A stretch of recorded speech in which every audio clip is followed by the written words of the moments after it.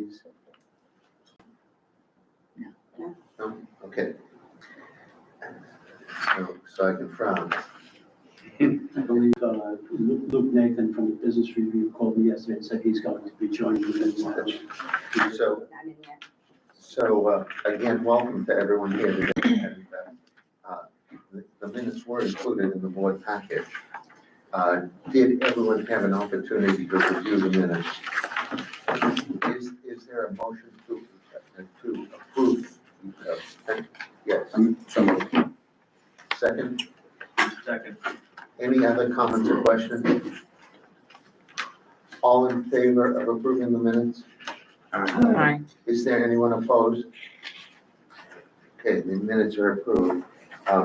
Let me make one quick comment or two about the arts and cultural grants that we voted on in a special meeting in December, and where we stand on all of that. And let me frame this by explaining that there were approximately 40 groups that applied for money. And the council broke it up into two groupings. One, organizations that have significant management teams, they have budgets, they have business plans, they have actual audits, which made it easy for us to follow the money.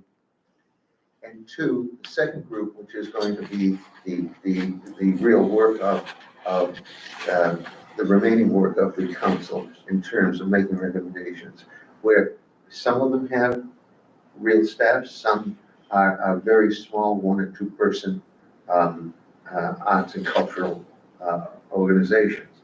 And we have to come up with a means of following the money and making sure that any grant that we give is used for that purpose and is reported back to us, so that the county can feel assured that the money was fairly allocated and well spent.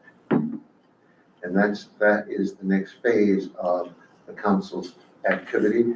I believe that they will report back at the next meeting of the group as a whole. And I'd be happy to answer any questions that I can about where we are now. Okay. So let's move to the committee reports, and we'll start with governance law. Yeah, so the governance committee met earlier today and went through a number of resolutions, and those resolutions are now proposed for adoption by this board of directors. So I don't know if we go through them one at a time. Yeah, let's please do that. Okay, Yep. so the first motion that the committee is recommending this board to approve is the election of board officers. And governance committee recommended this slate. This is the slate of officers that the governance committee proposes to be elected by the board during this annual meeting. What I'll do is just quickly walk through each individual and get a first, a second, and a vote. And then this resolution will recognize the results of that election, those 4 elections and the appointment, therefore. So if I could get a first to recommend, or excuse me, move to Alan Goldberg be nominated for an elections chairperson, a second. Second. Okay. All those in favor of Alan being elected as chairperson? Aye. Any opposed? Great. If I could get a first and a second to nominate Rich Rosen as the vice chair. Motion. Second. All those in favor of Rich being vice chair? Aye. Any opposed? Great. Get a first and a second for Helen to be appointed as secretary. This is pressure. Second. All those in favor? Aye. Any opposed? And then it's great to do this because someone is not here, but to appoint Alan as the treasurer. First and a second, please. Motion. Second. All those in favor? Aye. Opposed? And we'll have the record reflect that those who are in the motion did not vote for themselves, okay? So that's that. And then, again, if we could just get a first and a second for this board resolution that recognized the results of that election. I can get first, Michael. Second. Rich, all those in favor? Aye. Resolution, any opposed? Great, okay. And then the next one, we talked about this governance committee again. This is the annual review and approval. There's no changes recommended to these guidelines. The governance committee reviewed them from a summary level. But again, we keep our eyes, the staff keeps their eyes on the law to determine if changes are required, and none are recommended at this point. If I could get a first and a second for that motion, resolution number 2 in your packet. Make a motion. Michael, second. All in favor? Aye. Any opposed? Great. And then third resolution in front of the board is the mission statement, which is required on an annual basis to be provided to the Authority Budget Office, and it's also part of our Paris report. It basically requires the board to affirm and then approve its mission statement, if any changes are such. We changed it once in our time. We had it, I think, in 21. We changed it in 23. The current version you see in the pack is the most recent version. And then there are measurements associated with it and results. So if I could get a first and a second on that. Michael? Sir. Rich? All those in favor? Aye. Okay, motion carries. Thank you.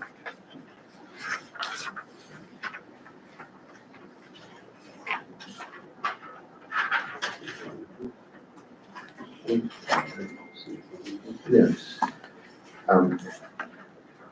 Tom, it's obvious that we wouldn't make progress without you here, and we appreciate Small it. part, very small part. The CFO report, Yeah. Amy? So contained in your packets are the draft financials for December 31st. These are subject to change pending the ongoing audit. So starting with the net statement of net position, our total cash is 4.8 million. We have roughly 650,000 of accrued revenue that we should be receiving in Q1 of 2025 for ARPA, AFLA reimbursement, and ACBDC reimbursement. Our net income for 2024 was roughly 5 million. That's due to some stage money that we received that we will be distributing in 2025. Does anybody have any questions on that? And I will move, or And Amy, you did share the financials with our treasurer. with Alan, yes. Yep, he gave his blessing. So I'll move to the budget versus actual for 2024. Total income was 6.5 million versus a budget of 3.3. Again, that was mainly due to a difference in the stage grant that we received and an additional money received from Albany County for operating funds for 2024. Legal fees were 327,000 versus a budgeted amount of 200,000. The increase in this was legal expenses pertaining to the College of St. Rose, which are reimbursable, as well as some legal expenses for 106 South Pearl. Total other business expenses for the year were 297,000 versus a budget of 345,000. And lastly, our total payroll expenses, actual for 691,000 versus a budget amount of 1 million. We had budgeted for additional staff earlier in the year, and that did not come to fruition until mid-year. Also in 2025, the Alliance will be following the county's 3% cost of living raise for staff. So change in that position for the year was 5 million versus budget amount of 250,000. Any questions?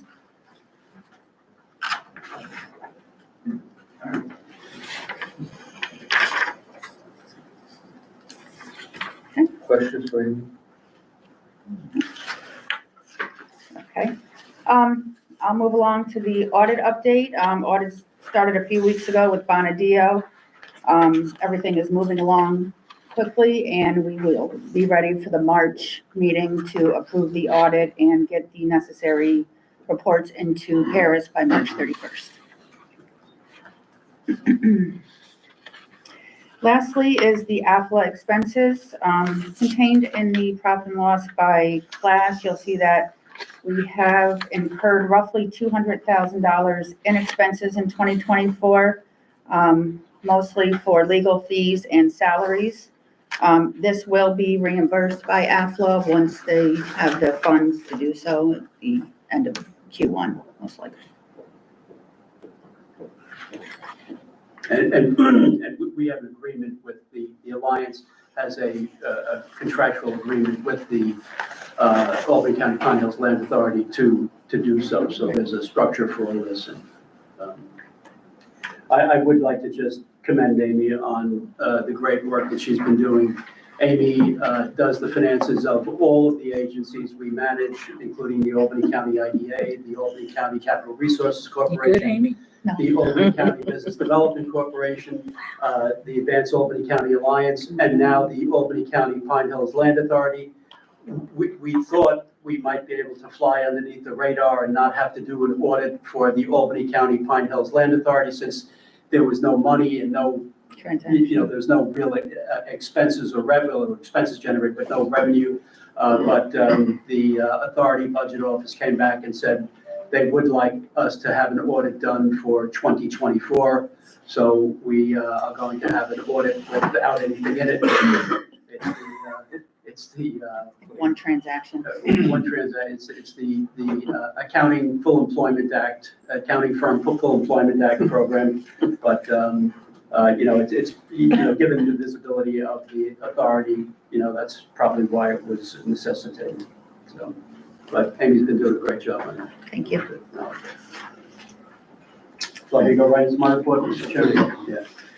Well, good morning, everybody, and thank you for making it out on such a cold, miserable day. First, let me just go into this Albany County Pine Hills Land Authority, just as a little refresher. The county executive expressed a very sincere interest in helping the College of St. Rose as they faced closure and was actively involved in having another college take over the campus. Those of you may recall in the newspapers, the Touro University, Jewish-affiliated college out of New York City, expressed an interest in buying the college lock, stock, and barrel, including their licenses and their charters and everything. That ultimately did not happen. Basically, I was involved directly in that. The timing just didn't work. They couldn't have gotten the approvals that they needed before the college's charter and licenses from both the state and federal governments would have expired, and that transaction fell through. Faced with, just an out-and-out closure and looking at what's happened in other communities around the country when colleges close. New Rochelle College is one. Dowling College down in Long Island, probably closed, over 10 years ago, is still vacant. Yeah. The county executive stepped up and recommended the creation of a state authority to deal with the closure of the campus. That was in fact enacted with the help of several people. Primarily one of our attorneys, Harold Island, was very active and helpful in that regard. And so the authority was established. It is a state public authority. 4 members appointed by the county executive, 2 appointed by the chairman of the county legislature, and 1 member appointed by the mayor of the city of Albany. We basically kicked off operations of the authority back in October of last year. I think that was our first meeting. And then we got to working with the college to see what we could do in the acquiring the campus from the college. College declared bankruptcy sometime around the end of October, and then this all became the domain of the Federal District Bankruptcy Court, Judge Littlefield, downtown Albany. And Judge Littlefield noted, I was at the hearing, that this is probably this was the largest real estate bankruptcy he's dealt with in his 20-something years on the Federal Bankruptcy Court bench. There was an auction scheduled in the college's attorney's office, downtown Albany, where you had to be a qualified bidder to participate. We attempted to qualify as what they call a stalking horse bidder, which would have preempted that, but we're not successful in doing so. But we did qualify as a qualified bidder and participated in this auction. And while there were many other bidders, we were the only bidder for the entire campus. Our bid, as you all know from reading the papers, was some $35 million. We were the successful bidder in that regard in purchasing the entire campus of 72 buildings minus one building being the President's House, which is really off campus on Manning Boulevard. Some of you may know that building. That building was specifically sold separately, the proceeds of which were to go towards the unsecured creditors of the college. I believe that sold for $625,000. And the remaining 71 buildings have been we were the successful bidder for, and 2 weeks after that, having no objections filed in front of the bankruptcy court approved our bid, and we are now on track to close on the real estate sometime in the beginning of March. There is some time pressure here because March 1st is the date at which the property tax rolls are established, and we just want to make sure that the College of St. Rose doesn't trigger a property tax bill. It is gut-wrenching to try to get these things resolved. Tom Owens and I are dealing with some similar issues as it relates to the central warehouse, and it is gut-wrenching. So we're doing everything we can to try to get the bond issuance closed by March 1st. There are two approvals required to do so, one of which is the county controller, and the second of which is the New York State controller. Just let me back up a little bit. In selection of an underwriting firm, we issued an RFP. I believe there were seven firms that responded. Yes. Cool. 7 firms responded. We had a separate review committee, and they unanimously chose the Piper Sandler Group for a number of reasons, not the least of which is cost, structure, experience, and overall ability to just get the transaction done. Given the short time range, what Piper Sandler has recommended to the authority board is that we do a kind of a private sale of these banks and limited to of these bonds, limited to sale of the bonds by area banks, and they have sent out a letter of request for interest from a series of banks. I think they number probably 20 plus banks. You know, basically every bank that we could think of. I mentioned a little bit earlier that there are some transaction costs which will be capitalized in this issuance as a standard, the legal costs along with our staff costs. There is an open question as to whether the operations, maintenance, and security cost for the next 3 years will be included in that bond issuance, or that will be paid directly by the county in some way, shape, or form. So those are all to be determined, but that's just a number that needs to get plugged in before the bonds are issued or not. Let me just talk a little bit more about what's happening with the authority and the college. The authority and the college are meeting weekly on the transition of the campus to us. Again, this is 71 buildings. Many of these are the older, private homes that have been turned into offices, but primarily into student housing.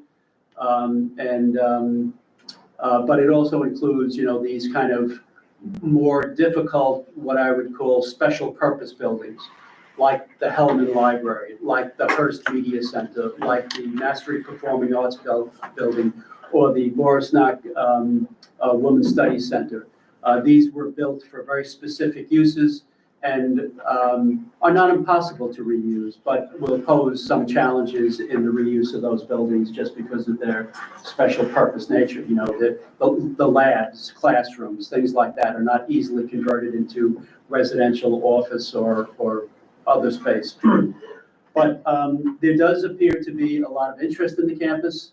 Dylan Turek is our staff person working on this, and we've been cataloging all of the interest that we've had in there so that once we do in fact close on the property, we can start engaging with these interests in meaningful conversations.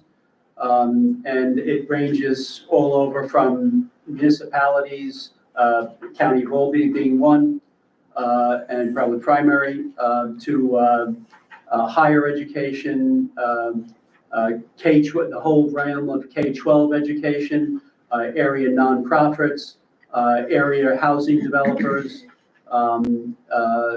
workforce training and development. You know, it really runs the gamut. And we're making, you know, every interest that we get an inquiry of, we are cataloging, and we will be, you know, evaluating as the campus goes forward. You may have heard some discussion by the county executive about moving some county activities up there.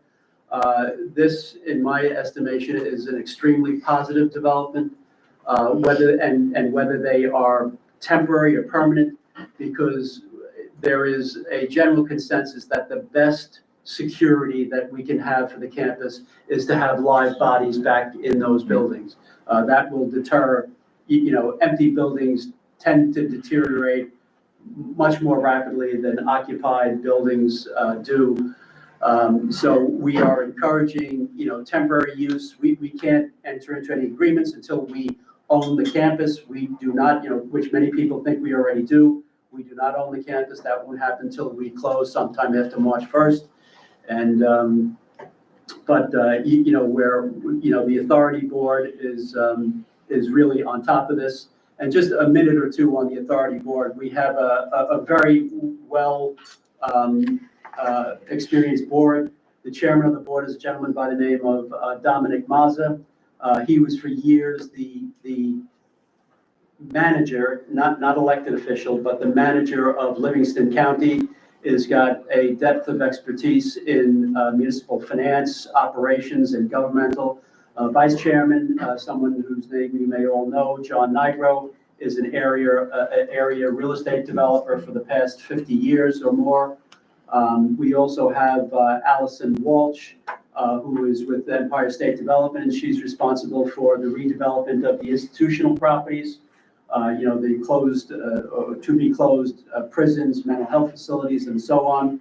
And she's got, you know, a good bit of experience on that front. Sarah Reginelli, who's the former Economic Development Director for the City of Albany and the head of Capitalize Albany. We've got Danielle Melendez, who is the Neighborhood Association President or Chair for the Pine Hills Neighborhood Association. And oh, yeah, that's right. Jasmine Higgins, who is a area affordable housing developer. I'm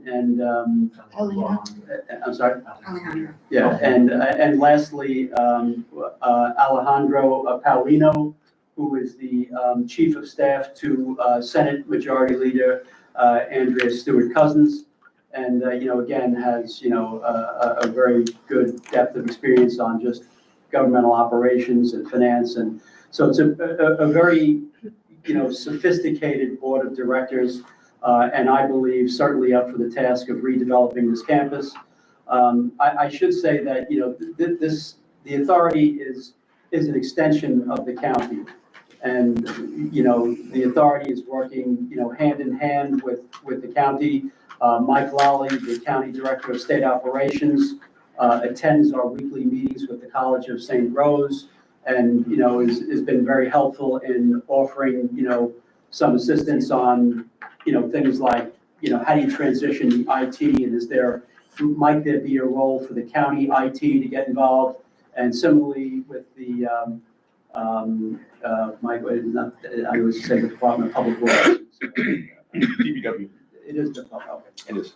So that they may play a role in the maintenance of the campus going forward. So, these are all things that, we're doing in conjunction with the county and, and understandably so. There's a great deal of interest in this project. We were invited to a Pine Hills neighborhood meeting that was hosted at the college last week. And we were supposed to make a 5 to 10 minute presentation. I wound up answering questions for over 45 minutes. It's understandable. These people, want to know, how and if this development is going to affect their neighborhoods. And, we assured them that there's going to, this is all going to be done in open sessions, completely transparent, as we are required to do by law through the Authority Budget Office. And, we will have a process in which, everybody has a chance to review what it is going to happen on the campus and express their interest. We're not going to not everyone is going to be happy. They never are. Hopefully, though, we'd like to redevelop the campus in a way that there is a consensus developed about it.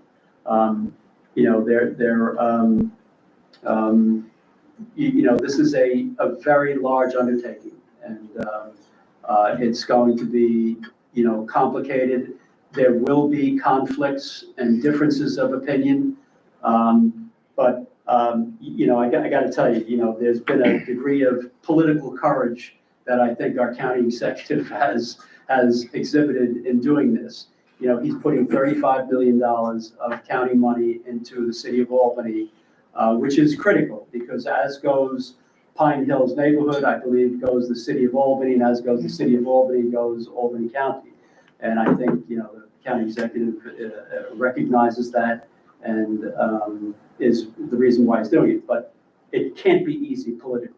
I don't know that for a fact, but I just suspect that with 39 county legislators, there are probably some varying opinions on what should be done and how it should be done.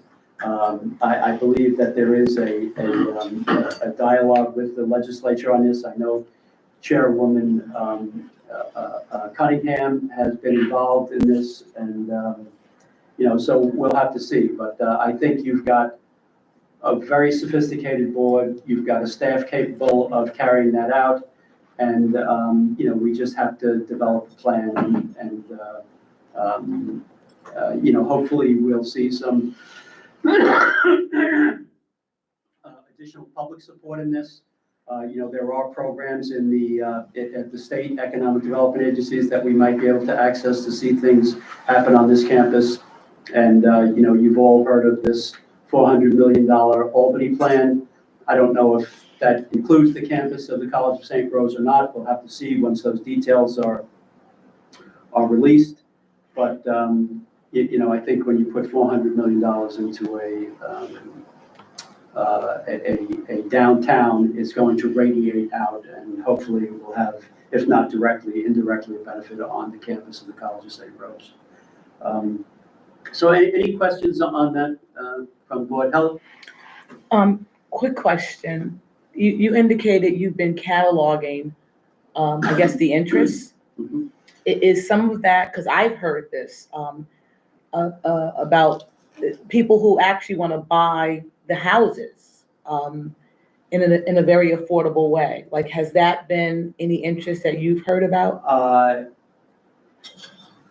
And I guess second question, Yeah. is it the authority's intention to split up the campus? Well, let me answer further. So yes, there has been interest by people wanting to buy individual houses. Unfortunately, and most prominently at the auction, there were interests that bid, $4 or $5 million to buy all of the houses from the college, but they wanted to turn them into student housing. And that is not something, in my opinion, that would be to the benefit of the campus or to the neighborhood.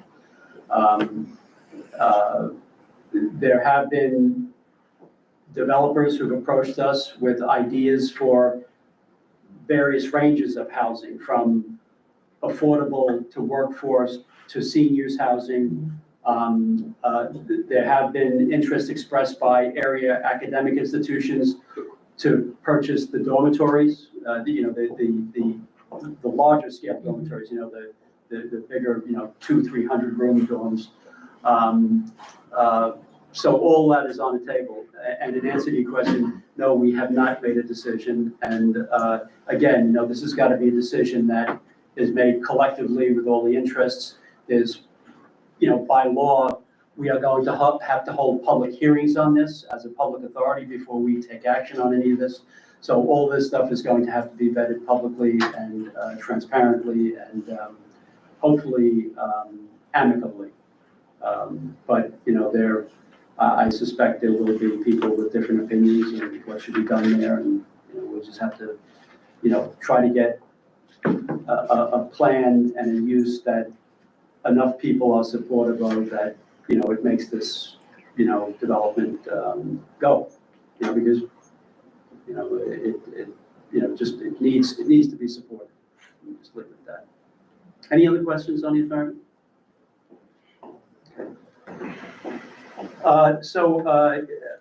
Another project that we're working on, and I have to thank Mike McLaughlin. This project simply would not have happened but for his involvement. Mike is a little bit of a Renaissance man, but one of his hidden talents is his knowledge of real property tax. Exciting stuff. Voodoo, I call it. So we are in the process of purchasing the central warehouse from the Redburn Group. We are purchasing it for the same amount that they purchased it from the county, $50,000, and we will be going ahead with a demolition of the building. Very difficult demolition. This cannot be imploded, as you saw. Was it Caesar's Palace in Las Vegas, or even the old Kenmore Hotel here in Albany? This has to be picked apart, and literally picked apart. They have these cranes that will start demolishing it from the top down, and before any of that happens, the environmental remediation has to take place. And we've got an RFP out on the street, and we're meeting actually this afternoon on the process of selecting a demolition firm. It's narrowed down to 3 companies, which I would not like to reveal who they are at this publicly. But this is a very complicated demolition.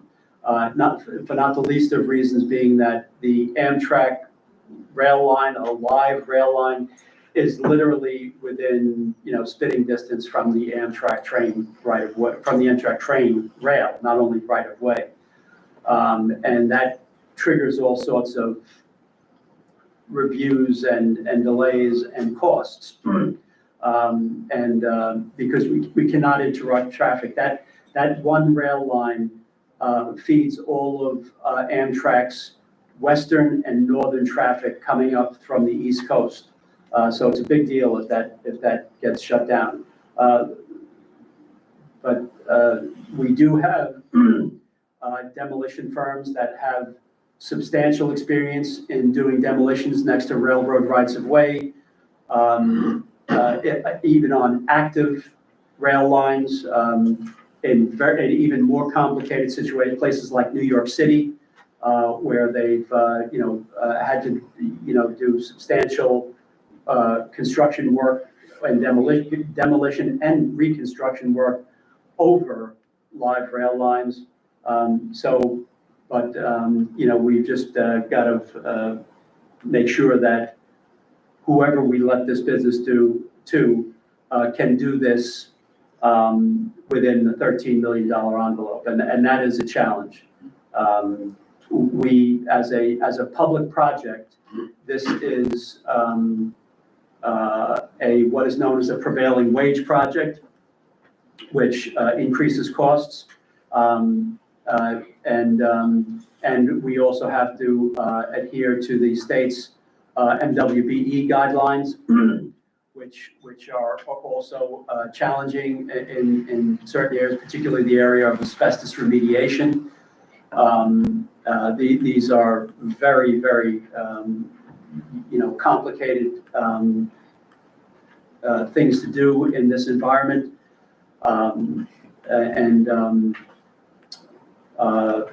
So this is a complicated project, and hopefully we'll have a decision made this week on how to do this.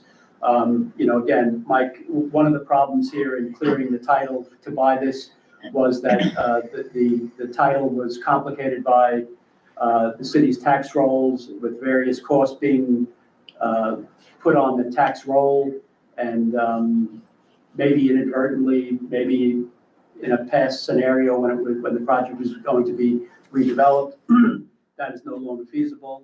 And so we'd like to get this work started. The Amtrak review itself could take from 6 to 12 months. But we believe that we might be able to start our work concurrently with the Amtrak review.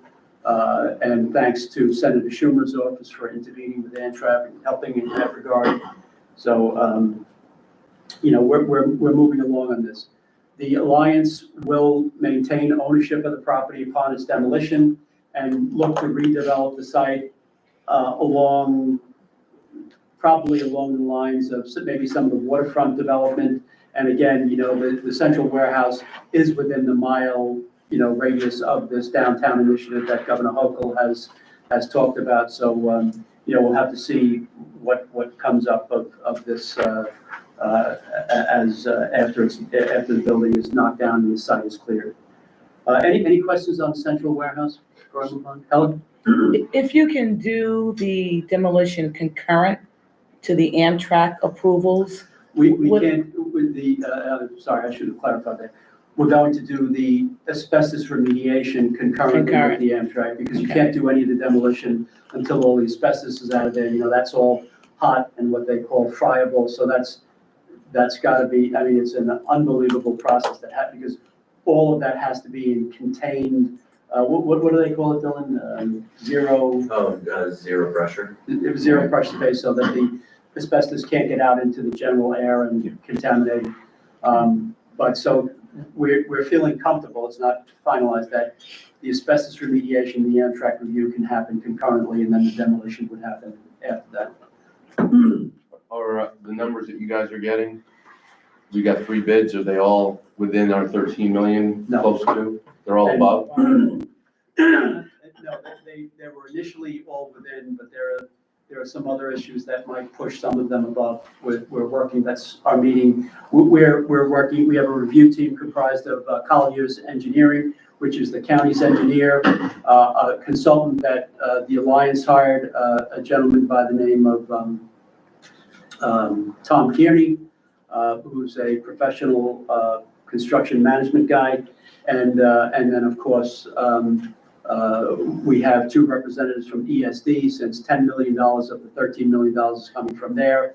And the regional director, Mike Yevely, sits on that review committee, along with his engineering fellow. His name is Ethan, a very, very knowledgeable guy, and been very helpful in asking the right questions and getting down to the right thing. So hopefully this week we'll have a recommendation to go forward with, and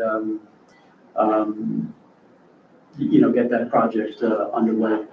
but you're probably clearly into 2 new administrations. Certainly at the city level, Yeah, and maybe at the gubernatorial level. very possibly. Yeah, okay.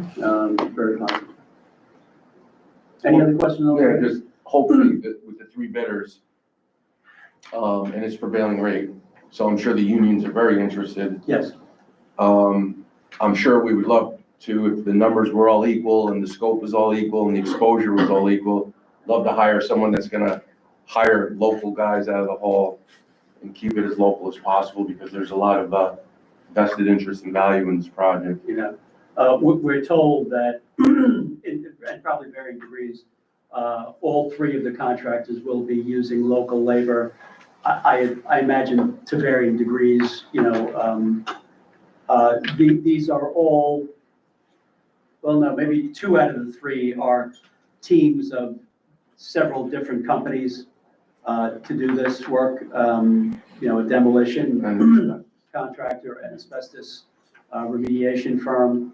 You know, and again, you know, this isn't the kind of companies that do the demolition of a residential house that burns down and has to be demolished. These are highly sophisticated demolition experts who do large-scale demolitions and know all of the, you know, the pitfalls and complications. And, you know, we just want to make sure, and Tom Owens will be helping us draft a contract with them that holds everybody to whatever the number was that they agreed to build this in. That we don't, you know, we're very aware that we don't want to have, go with a low number only to be faced with change orders that brings the total demolition cost up beyond what it would have been with one of the other bidders. So I think this project will certainly start this year. Whether it's completed this year, I think that's still left to be determined. But it does, once the environmental remediation is done, demolition happens relatively quickly. This is, again, you know, a little bit different. This is an old cold storage warehouse, very thick walls, and it's a, you know, huge structure. So, Bless you. bless you, sir. So, you know, that's where we are on that. So Helen's question about change of administrations, we know there'll be a change in Albany. Do you think this thing, this building just keeps coming back and haunting everyone? Do you think that this will be accomplished by the end of 2026? Oh, yeah. Yeah. Right, so it shouldn't be two, it should just be one. Well, 26 is a gubernatorial election. Right. She runs in 26 for 27, right? Right. So I just, So there might be an election, but listen, this, you know, this will be, you know, like St. Rose. These are politically charged projects, right? You know, I had, you know, at least two mayoral aspirants at the Pine Hills Neighborhood Association Yeah. public hearing. And I imagine that, you know, we will be, and we have heard from others on Central Warehouse. Good part about Central Warehouse is everyone wants to see it. Yeah, this transcends politics. I mean, this thing's been around forever. No, it's very political. But they Everybody- also have been promised it, and they also think you can just implode it. Yeah. Like, right? So how do we arm, or should we arm any of them with that message that it's not as simple as just imploding it? Well, one of the responsibilities of the contractor will be for public engagement, you know, because, you know, listen, reasonable people, you know, if you lived or worked in that neighborhood, you wanted, you know, you're hearing all this asbestos and, you know, maybe 40% of the project is going to be about the remediation. Well, what does that mean for me? And, you know, these guys, this is standard operating procedure, you know, trying to do projects down in New York City, you know, they have to meet with the, you know, the neighborhood associations and the, you know, various political interests and, you know, make sure people are comfortable with what they're doing and how they're doing it. Yeah, and the Department of Labor is involved. There'll be Like- air quality monitoring, there'll be all kinds of Right. data to show it's safe. And Richard, yeah, particularly on the asbestos remediation, DOL is in it all the way through. And I'll just add, so at this point, it's pretty, most folks who have been at least somewhat related to the conversation know that the implosion won't work. And that's really because of all the work that's been done up to this point. So at one time, there was the hope there'd be a redevelopment into something that was, you know, mixed use. I get it, so you're So- speaking to the choir, but the average everyday person is not gonna get that. Yeah. They're Yeah, not. no. All they're gonna say is, how come that warehouse is still Still there? Yeah, and listen, that's gonna be our, you know, we do have a PR firm on staff with the successful bidder will be charged with, you know, they will be evaluated based on their ability and their experience in doing successful public engagement on large demolition projects that they've been involved with. And, you know, but you're absolutely right, Helen. People are gonna be concerned about that, and rightfully so, right? I mean, But Yeah. that should be an interesting story for the town community to write at the appropriate time. So I hope, I've lived here for over 40 years. And when I first came to Albany, I was told to cross the street when Garrity was coming towards you, and Garrity owned these cold storage thing. And this has gone on for 35 years. This is ridiculous. Yeah, it's, you know, and again, it's, you know, it's a vacant building, you know, we had a fire there. It wasn't very well published about, what, a month ago?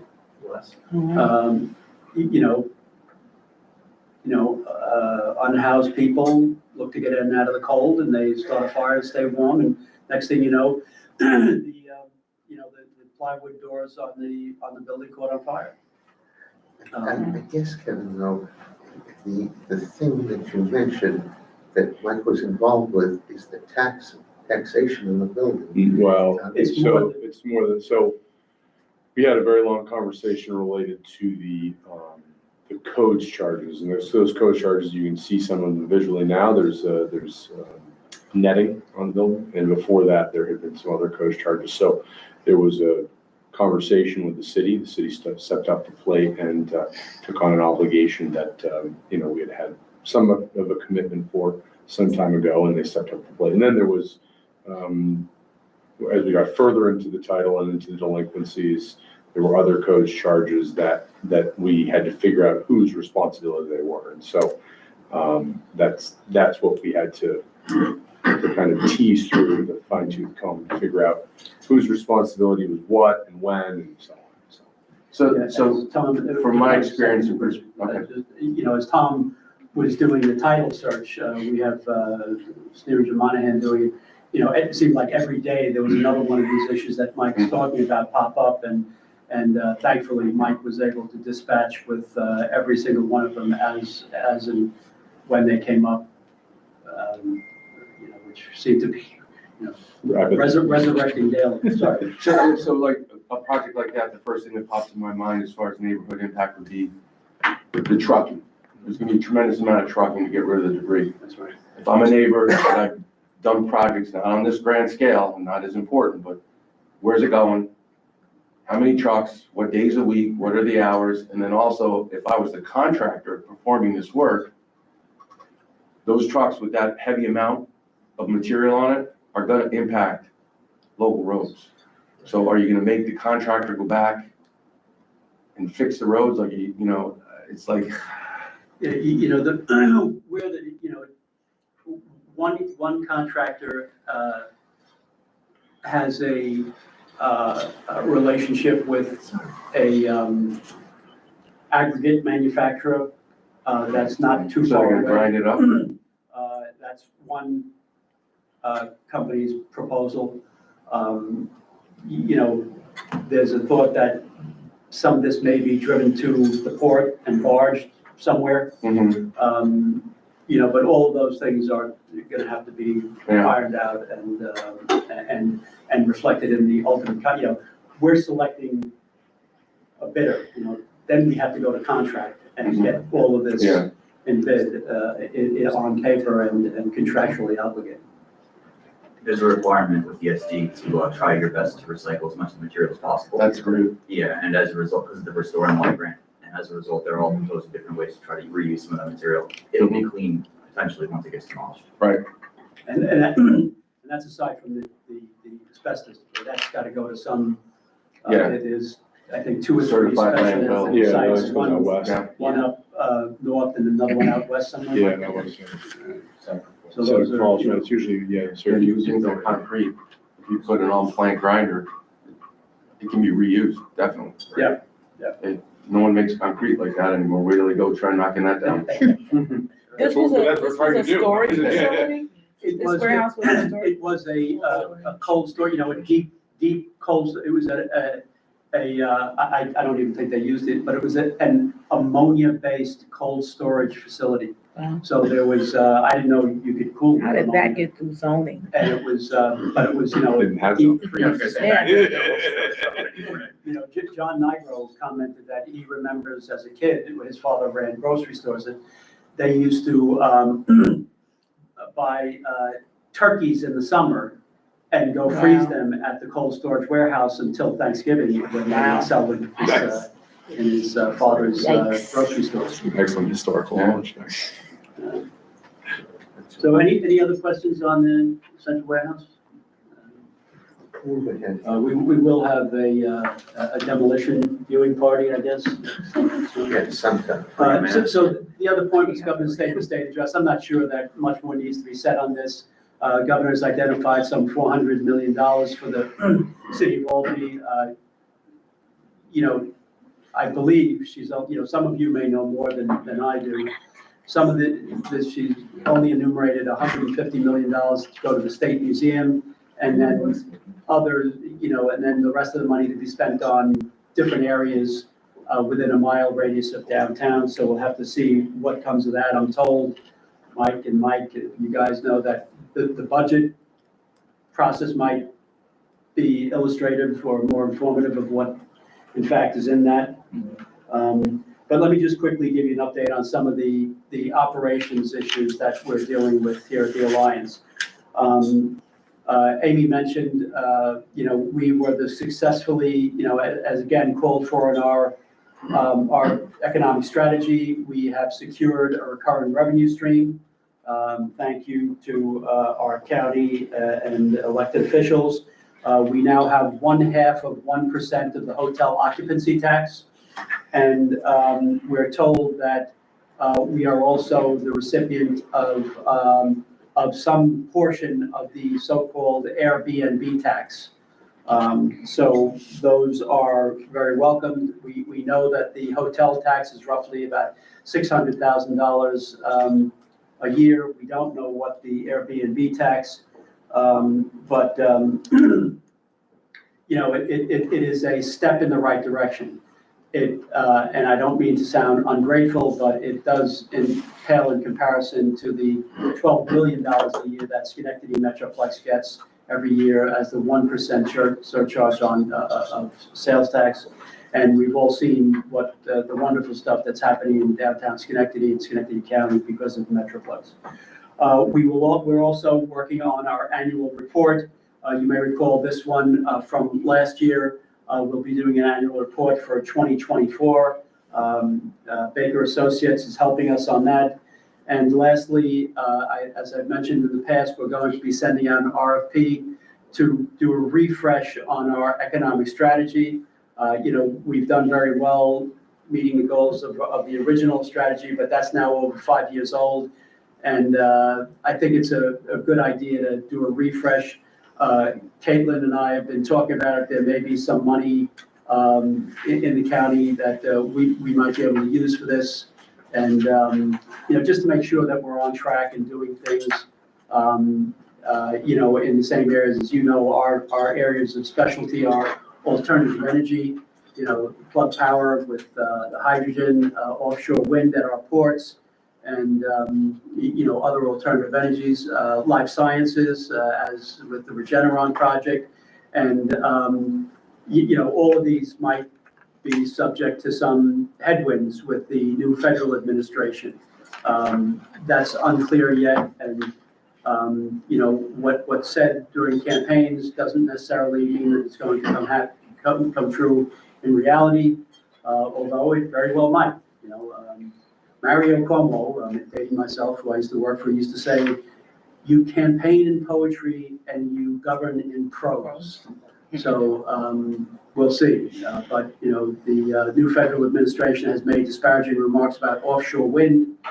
And that is a huge opportunity for, you know, we are working on an interest that is reflecting a $1.5 billion investment in Albany County to manufacture offshore wind components. So we'll have to see what happens on that front. But I think the most promising activity for us is in the semiconductor space. Senator Schumer's announcement of the New York Creates $850 million designation is significant. It is of international notoriety. And we're not going to be able to cite a chip fab plant as they've done in Malta or are doing outside of Syracuse with Micron or even up in Utica with Wolfspeed. But the thing that we can do, and we are ideally suited for, is to attract the semiconductor supply chain companies. It is as important to our national defense as is the chip fab companies, because the chip fab companies can't make chips unless they have the supply chain in domestic control. And we've got some projects in the hopper. Mike McLaughlin and I are talking about a specific project, and we'll see where that goes, but that holds out some promise. And but again, all of this has got to be just maybe revisit. Maybe there's something else out there that we should be chasing after. We're very deliberate and intentional in what we do. We're not trying to get anybody anywhere. We want to stick to our knitting. We want to put specific companies in sites that municipalities want to see them be there. If a municipality doesn't want to see it be there, we will not waste our time doing it, because it's just a waste of everybody's time and money, and it never works out. Even if the project works out, winds up going to the municipality, it's a bad outcome. So, happy to answer any questions, but that concludes my report, Mr. Chairman. So we talked about this in the last two meetings of last year. Our team has actually accomplished a great deal. I don't know that the public understand that as much as the people around the table.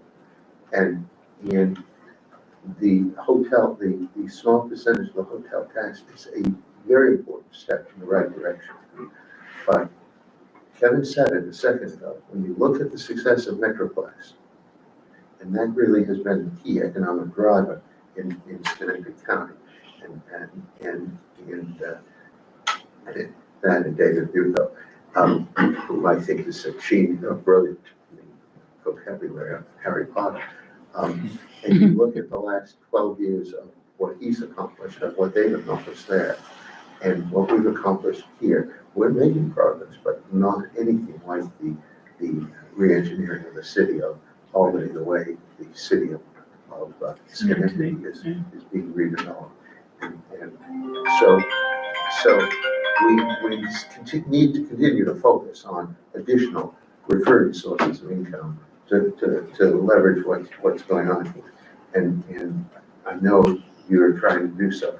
I want to ask on behalf of all the people around the table, we talked about so many things that we're involved with.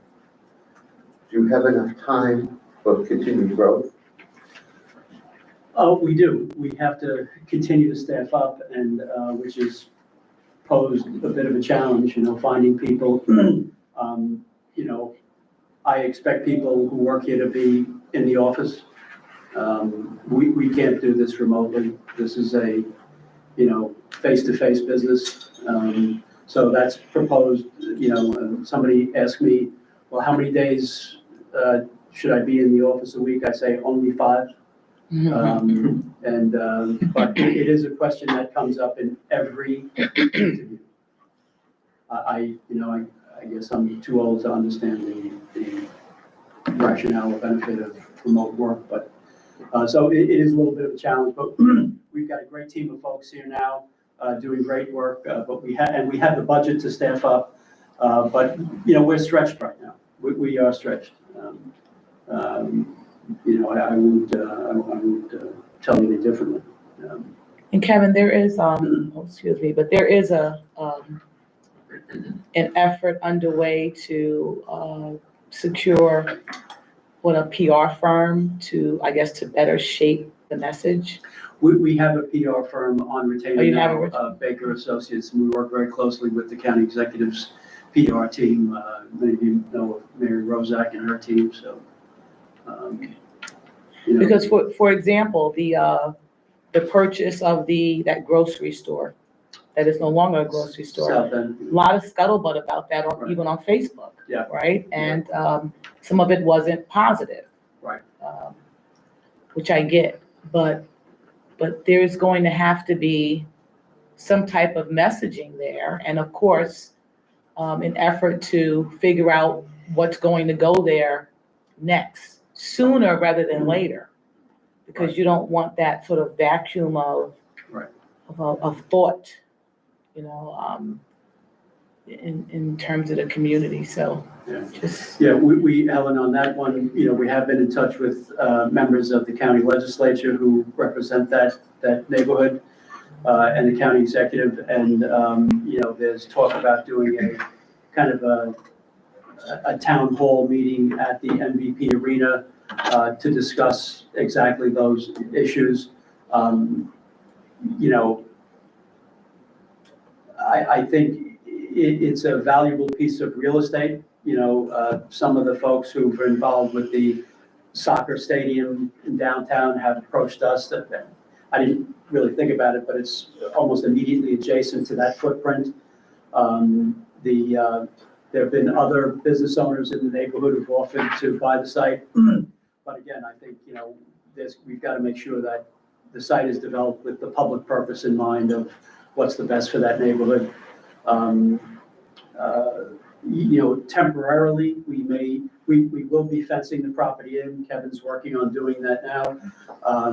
But I don't think that building, it has any value to it. I think that the site is worth more without the building on it. It's at end of life, the roof is leaking.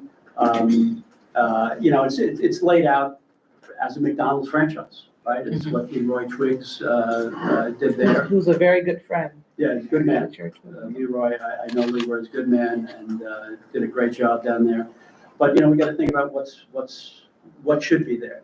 In the interim, we will probably be using it as overflow parking for the MVP Arena.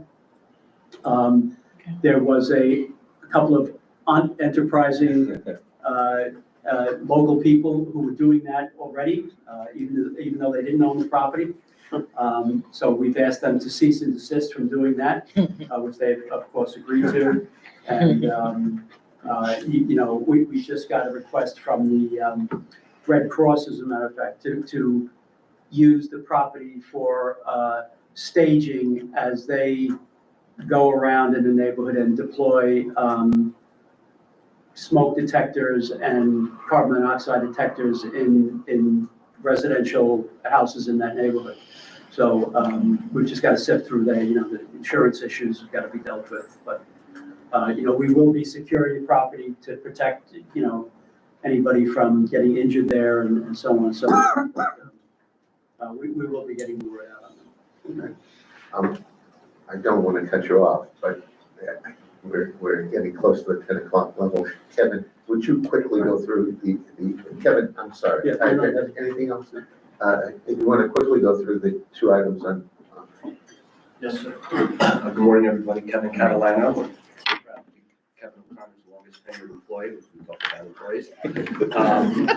Tom, if you could help us. Yeah, I think the idea is we want to go into executive session to discuss the financial and employment history of certain corporations, namely the applicants for the stage grants, which is the resolution we're considering once we come out of executive session. So if we could get a motion.